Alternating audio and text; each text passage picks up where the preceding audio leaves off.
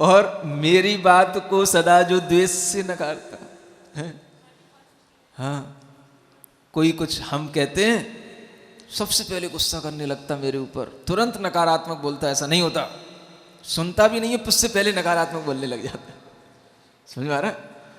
और ऐसी स्थितियां सबके सामने बनती हैं, हर किसी को ये फीलिंग होती है, हर किसी के संबंधों के साथ ये हो सकती है। और फिर क्या करोगे आप? कितना परेशान होगे? अपने अंदर की क्षमता बढ़ा कर के ही आप उस परेशानी को दूर कर सकते हो। मेरे मन में उसके लिए साम्य भाव हो सदा, वैर और विरोध में पल न मेरा व्यर्थ।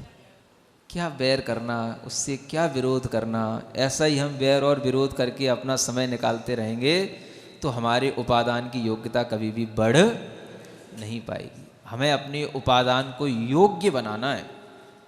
समझ में आ रहा है? और उसकी योग्यता है तो उसको और बढ़ाना है। तो यही समझाया जाता है जैन दर्शन में कि अपने आप को योग्य बनाओ, अपने उपादान को और समर्थ बनाओ, अपनी आत्मा को, अपने मन को और समर्थ बनाओ। और ये योग्यता बढ़ती है तो समझना कि गुरु वचन हमारे लिए हितकर हो करके हमारे लिए पथ्य हो रहे हैं, है ना।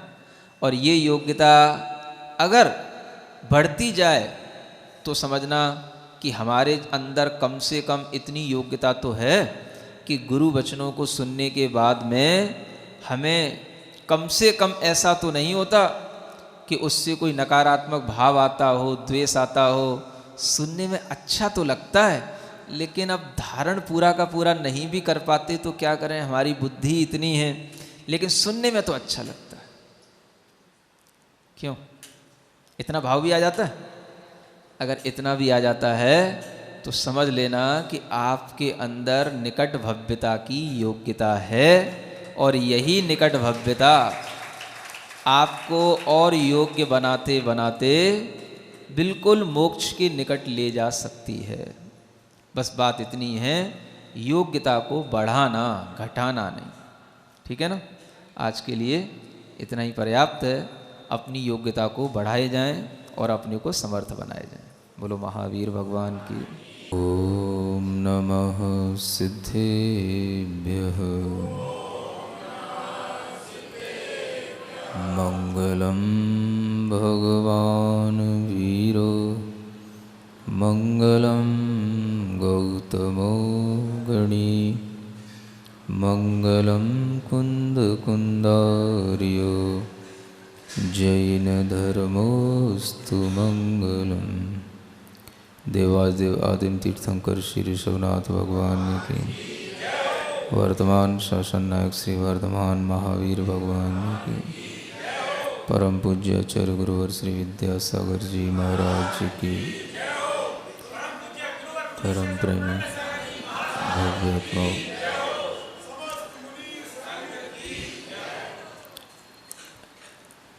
निरंतर श्रायस पथ के मार्ग पर, इस श्रायस पथ की कृति के माध्यम से आपको चलाया जा रहा है। अभी गुरु वचनों का विवरण चल रहा है और गुरु के विषय में, गुरु के वचनों के विषय में पिछले दिनों से एक अच्छी चर्चा भी चल रही है। वह चर्चा अभी समाप्त नहीं हुई है, चल रही है, कुछ थोड़ी और आगे बढ़ रही है। एक श्लोक पढ़ता हूँ। प्रायः प्रोक्तं प्रकोपाय गुरोर्हितमयं वचः, पथ्यमपि कठोरमूलं यथैव वरमौषधम्। आपको पिछले दिनों में बताया है कि गुरु के वचन हितकारी होते हैं, याद है, और पथ्य भी होते हैं, अर्थात सेवनीय होते हैं। फिर आपको कल दूसरा भाव दिया था कि वे गुरु के वचन हमारे लिए गुण भी उत्पन्न कर सकते हैं और दोष भी उत्पन्न कर सकते हैं। और वे वचनों के उत्पन्न होने के लिए जो योग्यता है वह हमारी अपनी योग्यता है। दोष भी यदि उत्पन्न होते हैं तो गुरु के वचनों से नहीं होते, हमारी अपनी योग्यता की कमी से होते हैं। और गुण उत्पन्न होते हैं तो वह हमारी अपनी योग्यता से होते हैं। अभी उन्हीं वचनों के बारे में थोड़ा और भी कुछ यहाँ कहा जा रहा है। इतना आपने गुरु वचनों के बारे में विशेष रूप से शायद कभी न सुना हो कि हम गुरु वचनों के बारे में इतना विश्लेषण कर रहे हैं। और उस विश्लेषण में आज एक नई चीज़ फिर है, प्रायः प्रोक्तम प्रकोपाय गुरोर हितमयम वच। देखो, गुरु के वचन हितकर हैं, ये बात सही है। गुरु के वचन हितमय होते हैं, ये भी सही है।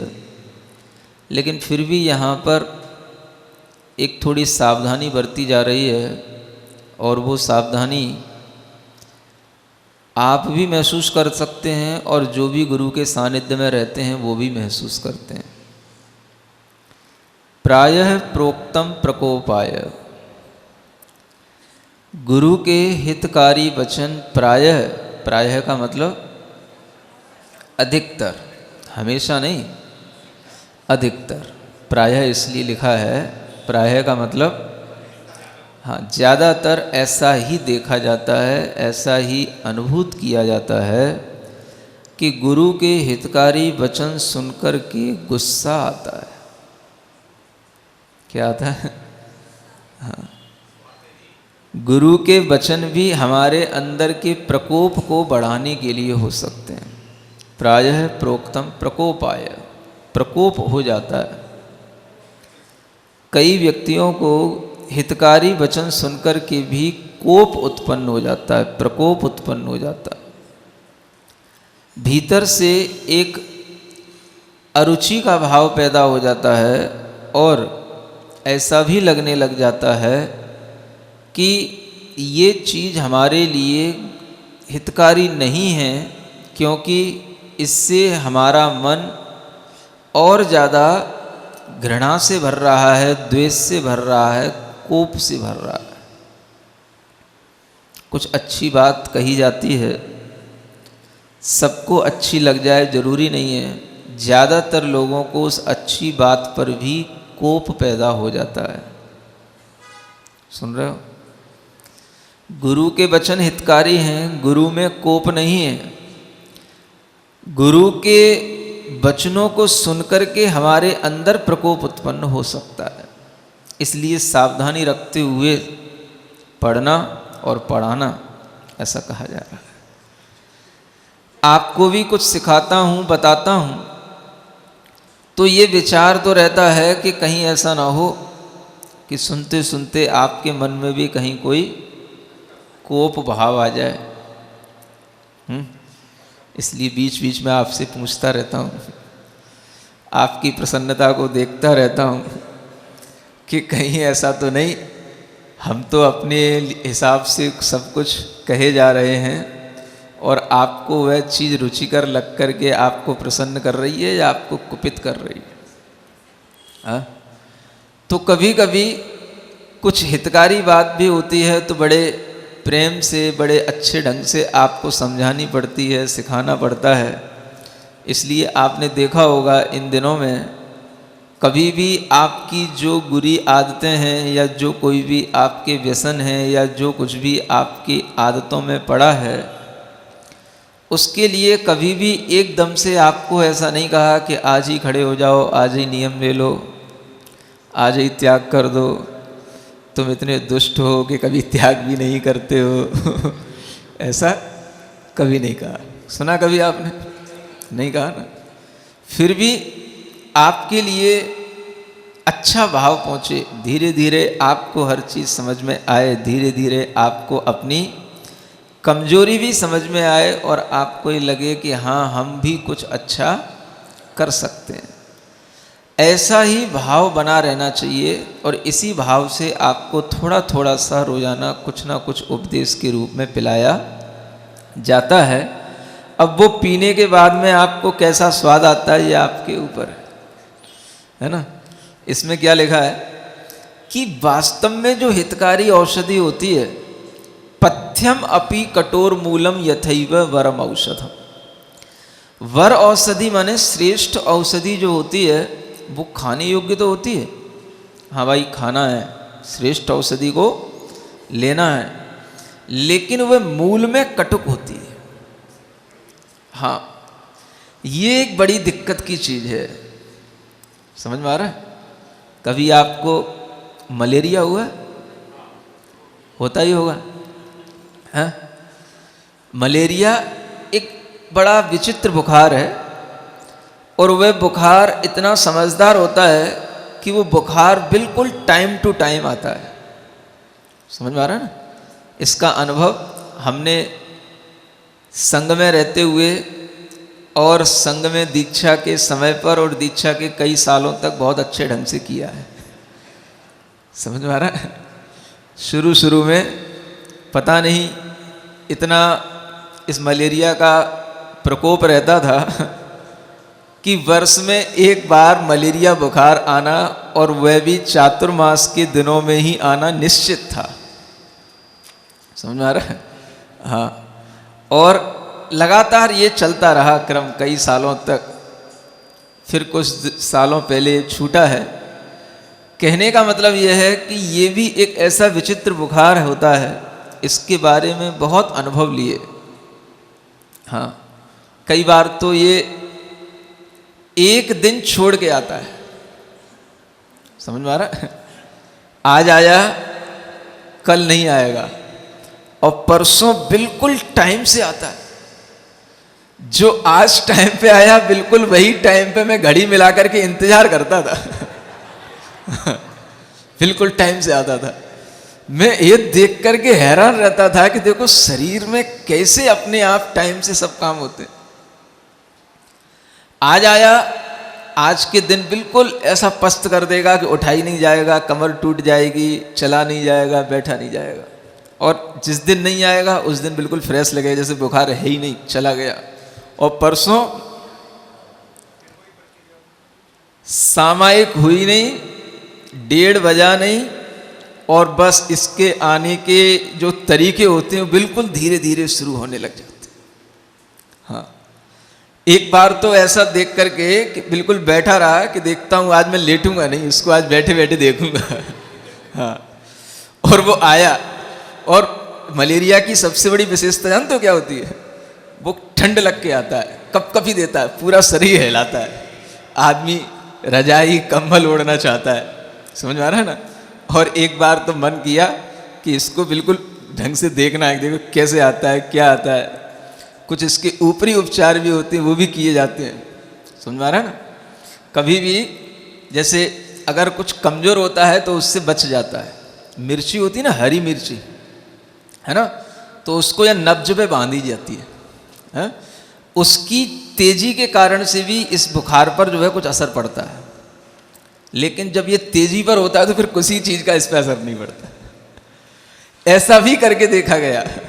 लेकिन जब ये आया तो बिल्कुल टाइम से 1:30 बजे के बाद धीरे धीरे ठंड लगना शुरू होती है। फिर धीरे धीरे 2:30 बजे तक तो कपकपी लगती रहती है और 3 बजे तक तो फिर इतना उग्र हो जाता है कि गिरा ही देता है।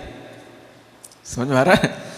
ये इसके जो अनुभव हैं, अब इतना अनुभव होने के बाद में ये बुखार जब भी भीतर से मिटता है, कटता है, तो इसके लिए एक औषधि दी जाती है और वह औषधि कड़वी ही होती है। समझ आ रहा है ना। चिरायता का काढ़ा होता है। सुना है नाम कभी? हाँ, वैद्य की चीज़ें तो आप जानते ही नहीं हो। डॉक्टरी पढ़ने लगे हो, डॉक्टरी ही पढ़ाते हो, गोलियां देते हो, गोलियां ही बांटते हो। है क्लोरोफिन, क्लोरोक्विन क्या बोल रहे पता नहीं। अब मुझे तो इन चीज़ों से वास्ता है नहीं। मुझे तो इतना मालूम है कि ये चिरायता का एक काढ़ा होता है और वो काढ़ा कई कड़वी औषधियों के उबाल करके बनाया जाता है, और जब वह काढ़ा बन जाता है, 1 गिलास भी अगर बनाना है तो 3 गिलास उसको पानी में उबाला जाता है। जब वो 1 गिलास रह जाए तब वो पीने योग्य होता है, उसको बोलते हैं काढ़ा, क्वाथ। वही काढ़ा जो है भीतर से जड़ से उस रोग को काटने के काम में आता है, लेकिन वो इतना कड़वा होता है कि उसको पीने के बाद में मीठा भी काम नहीं करता है। समझ आ रहा है? हाँ, और ऐसा लगता है कि अब फिका कि अब फिका। कभी कभी पथ्य औषधियां भी ऐसी ही होती हैं। समझ में आ रहा है? इसलिए यहां उदाहरण दिया कि गुरु के वचन भी कभी कभी हमारे लिए ऐसे कड़वे लग जाते हैं, लगते हैं, लेकिन वे तभी लगते हैं जब हमारे अंदर मिथ्यात्व का और अनंतानुबंधी कसाय का तीव्र उदय हो। उदय अगर मंद होगा तो सुनने लायक होगा, और तीव्र होगा तो सुनने लायक भी नहीं होगा, उखड़ जाएगा, बिल्कुल ही बैठने का मन नहीं करेगा उसका। वह सुनकर के या तो ऊँघने लगेगा या उठ करके चला जाएगा। तीव्र मिथ्यात्व के उदय में ये परिणतियां बनती हैं। एक दोहा भी प्रसिद्ध है, मिथ्या दृष्टि जीव को जिनवाणी न सुहाए। मिथ्या दृष्टि जीव को जिनवाणी न सुहाए, के ऊँघे के लड़ मरे के उठ घर को जाए। क्या समझ आ रहा है? हाँ, बड़ा प्रसिद्ध हुआ है। या तो ऊँघेगा, कौन? जो तीव्र मिथ्यात्व का जिसके उदय होगा वह या तो ऊँघेगा। ऊँघने का मतलब हाँ, नींद लेगा बैठा बैठा। अब ठीक है, लाके बिठा दिया है मम्मी ने तो कोने में बैठ जाएगा, सोता रहेगा। समझ में आ रहा है? के ऊँघे के लड़ मरे है, या तो वहीं पे बहाना बना लेगा कि यार इनको थोड़ा सा परेशान करो, थोड़ी सी लड़ाई होगी तो अपने आप उठ के चले जाएंगे, तो ये लड़ने का बहाना मिल जाएगा। समझ में आ रहा है? नहीं लड़ेगा तो यहाँ से फिर घर जा कर के लड़ेगा, बाद में लड़ लेगा, नीचे उतर के लड़ लेगा। समझ में आ रहा है? ये भी उसकी एक परिणति होती है। और के उठ घर को जाए,